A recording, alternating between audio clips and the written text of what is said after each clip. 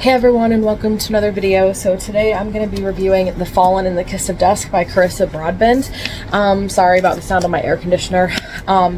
So this is book 4 in the Crowns of Naxia series, which is a series of romantasy duologies. So books 1 and 2 is the first set of duologies about a first couple, and then 3 and 4 was about the second couple, and then books 5 and 6 will be about the next couple. Even though all of them have kind of an overarching series that kind of loosely connects, they're still, the duologies themselves are standalone. So this is following book 3. It's about the second set of couple. It's book 4 in the series. Let's get into this. Book 3 ended on a major cliffhanger, and I knew that, so I actually was slow. Like, I took my time when I was gearing toward the end because I wanted to buy this book and have it with me so I could start it immediately. This book does not slow down. Immediately upon reading it, there was so much going on. There was the massive cliffhanger for both characters. They were both physically in an interesting place, emotionally, and just romantically. Like, all of it was just in an interesting place. What I love about her set of duologies is, like, the first book, books 1 and books 3, again, each one with a different couple, start off with, like, the girl's perspective. So books 1 and 3 were both told from the girl's perspective, and also in all of her books it's divided into parts. You know, I put this on backwards. It's divided into parts, and between each part is the interludes where you get pieces of the backstory. So in books 1 and 3 it focuses on the girls and their backstory, but then in the first set of duologies, book 2 added the guy's perspective, and the interludes were about his backstory. So I was hoping that that would be the case for book 4, and it did. It added Asar's POV, and the interludes were about Asar's backstory. So this book was really, like, the most lore heavy book that has been in the series. So I've explained it before, but the series kind of sets up this almost this Greek mythology type of pantheon of gods and goddesses. And so there's the White Pantheon, and then there's Naxia, who split from the White Pantheon when they betrayed her and killed her lover, and that's when she created the vampire race that is the primary people in this book series. And the vampire race are divided into 3 houses. So likewise, the first duology set is the first couple, a part of the first house of vampires. The second one's the second couple, part of the next house, and then the third one is the third house, and so on in the third couple. So now that we got that out of the way, so this one was like the story revolves around the lore and the White Pantheon and Naxia, and like the necromancy and death and underworld and all of that stuff was very prominent. But it wasn't done in a way that gave me, like, the heebie-jeebies, as I like to say. Like, it didn't bother me. And I just, like, Asar, he's one of my favorite male characters ever. Like, what he goes through at the beginning of this book, and then I guess coming off of reading Sarah J. Maas and the Throne of Glass series, and how she always demeaned the male characters so that the female characters could be girl bosses.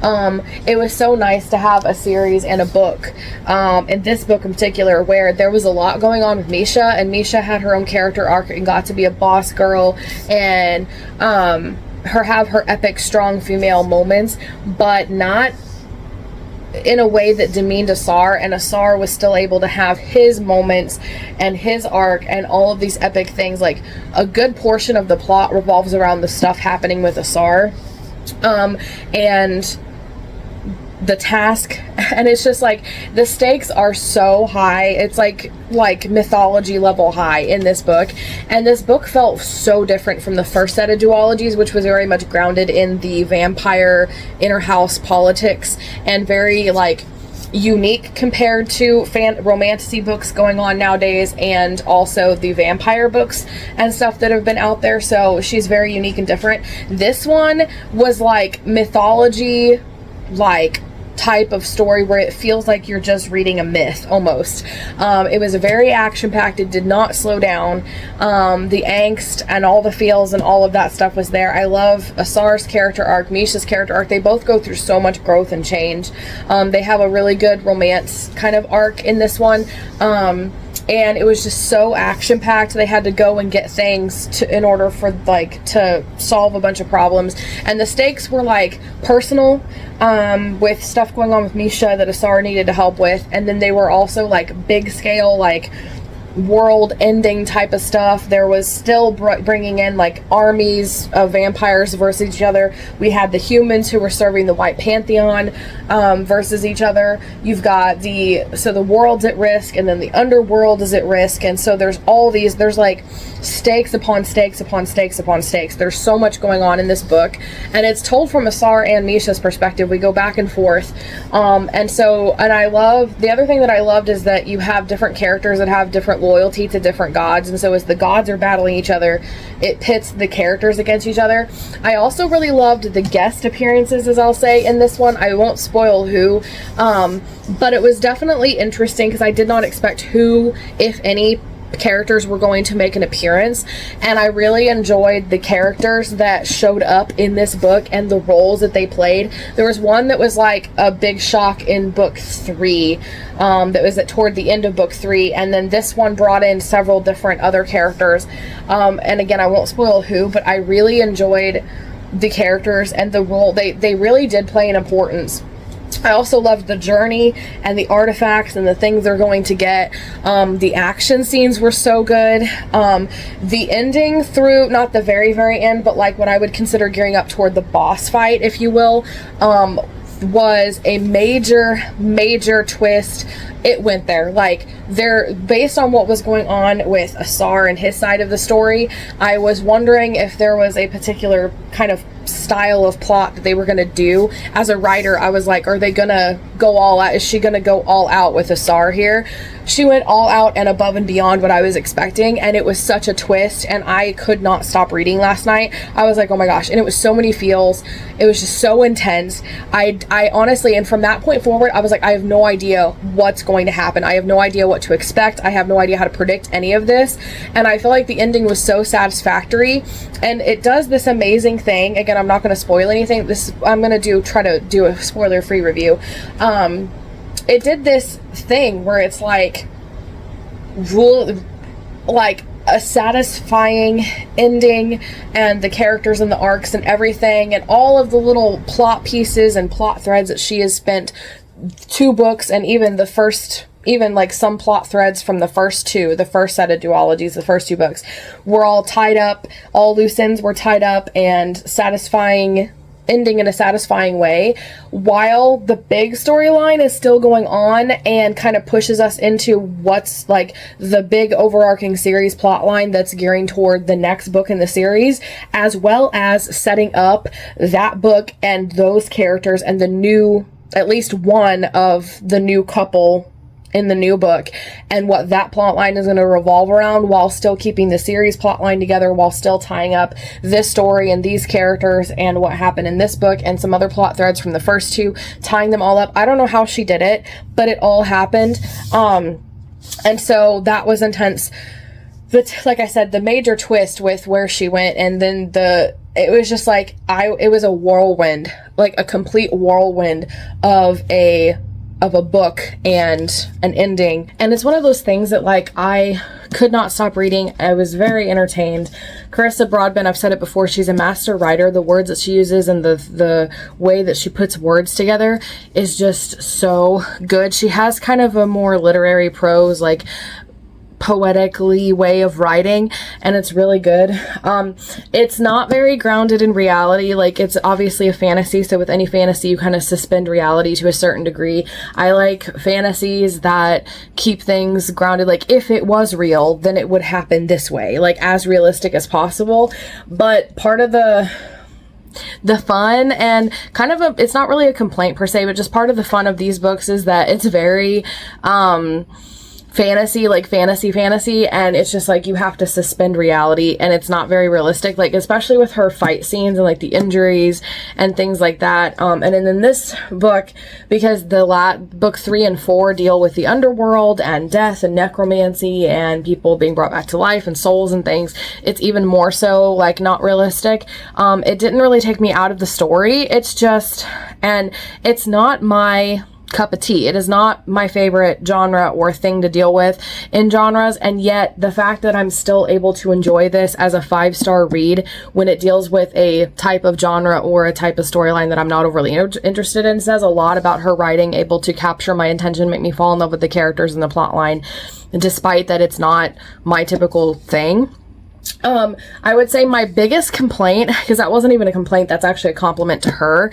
My only complaint about this book is the spice was not necessary. The last book she did very well.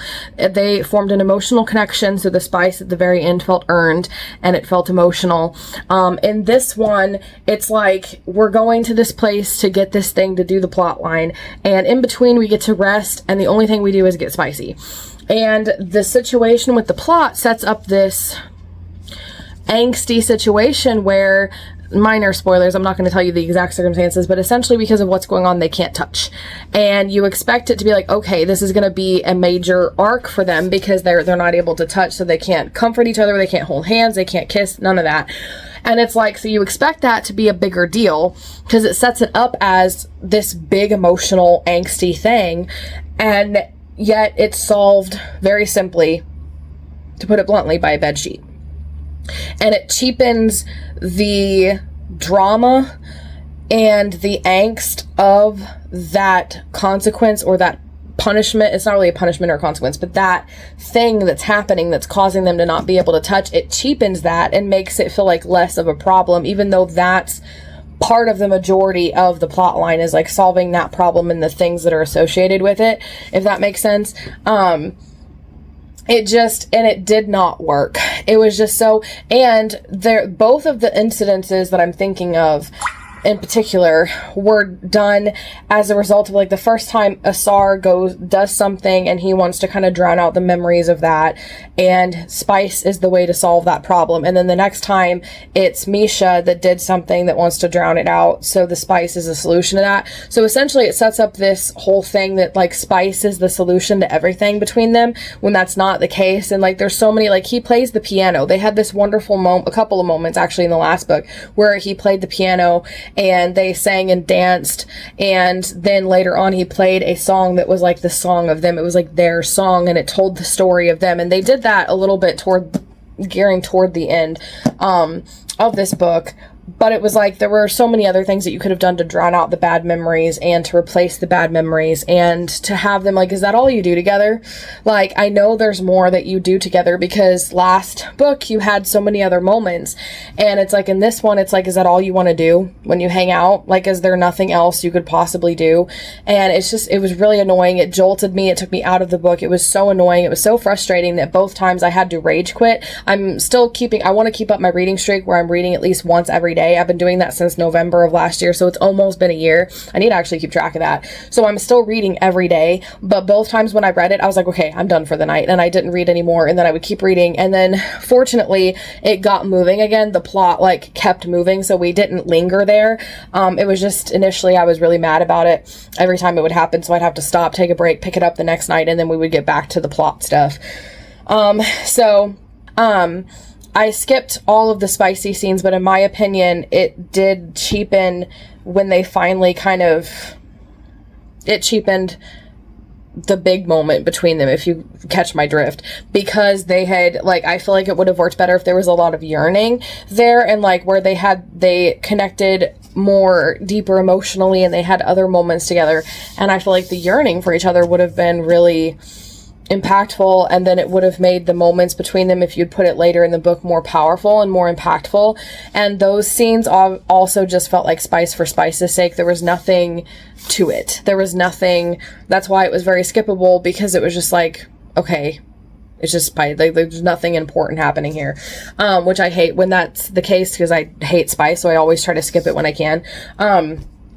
So that was my only complaint, and at the time it made me mad enough to almost dock a star, and then I got to the ending with the big twist, what you consider the boss fight or the boss scenario, the big epic stuff, the stuff with this book, the stuff that's like big series plot stuff, the twists, that twist was absolutely unreal. Like, I could not, it changed everything. And even the interlude, there was one interlude in the ending, you guys know which one I'm talking about. If you know, you know. That interlude blew my mind. Like, I wanted to screenshot. I've been screenshotting all of the lines that are like really good, because like I said, she's a really good writer. And that one just I was like, and I just stared at it, and I just read it and read it and read it. Like, it was so good. So, and that kind of brought it back up, in my opinion. So it's a huge complaint for me, but I just really enjoyed the story. Outside of the spice was so good that I feel like it's still a 5-star read for me, just with the spice being a frustrating complaint that I do have about this, that normally in her books is not like too big of an issue, because she always does emotional connections and stuff. So yeah, that's pretty much my thoughts on The Fallen and the Kiss of Dusk. Overall, it's a 5-star read for me. I really enjoyed it. I am really interested in the next book, which I think she's called The Lion and something something. So also, this is a funny story, but I predicted who the main dude is for the final duology set, books 5 and 6, and I called it. I was thinking this book, I was like, when that character came back into play, I was like, I think that's gonna be it. And then I saw a spoiler that spoiled that is the case, and then the ending of this book kind of confirms that, because we go to that character's perspective and kind of set up the plot for the next book, which is obviously potentially his story, or the girl that's going to be with him's story. And the fun thing is that when he first came into play in book 1, I actually thought that he was going to be the main love interest for book 1. And it wasn't until later on that I found out that he's not. So that surprised me. So my eye has been on this character since book 1. So it's going to be really interesting to see how that plays out. And also, because of that character, who he is, where he is, the things that are going on with him, it's going to be interesting. And I think there's been kind of a hint at a premise for him that's going to be really intriguing. And I've heard that the final book in the series is going to be like an epic finale, is what I've heard, which is interesting, because usually with epic finales of the series, you would expect all the characters to come together. At least maybe that's where my brain goes, because of Throne of Glass and my own series that does that. But in this case, it's like each book, its duology is a different couple. So if that one is the finale, then we're going to a different couple. And so somehow, I don't know if that's going to bring everybody else into play, just from other people's perspectives and not their own, which is going to be interesting. I mean, this book kind of did that really well. But overall, 5-star read, other than my huge complaint about the spice in this book. It was totally unnecessary, very annoying, and very rare for Carissa Broadbent to do that. So I hope that she doesn't do that in the next few books. We will see what happens. I loved the lore and the mythology, and I love the stuff with the White Pantheon and Naxia, the gods and goddesses, which is weird because that's not normally my thing, but it's really creative how she does that, and it just really Greek mythology vibes is what it gives me. So overall, yeah, I really enjoyed this book. What did you guys think of this book? If you have read it, let me know in the comments below what you think and what your thoughts are. I'd love to hear them. And if you liked this video, please be sure to give it a like and subscribe for more writing and reading videos every Monday, Wednesday, and Friday. In the meantime, if you liked my review of The Fallen and the Kiss of Dusk by Carissa Broadbent, then check out my review I did of book 1, The Serpent and the Wings of Night by Carissa Broadbent. It's actually the first book in the series, but it's also the first set in the first duology about the first couple. And so my thoughts on that, it like started the whole thing. I didn't know where this was going to go or how much I was going to fall in love with the series. So check that out. You don't want to miss it. It'll be here.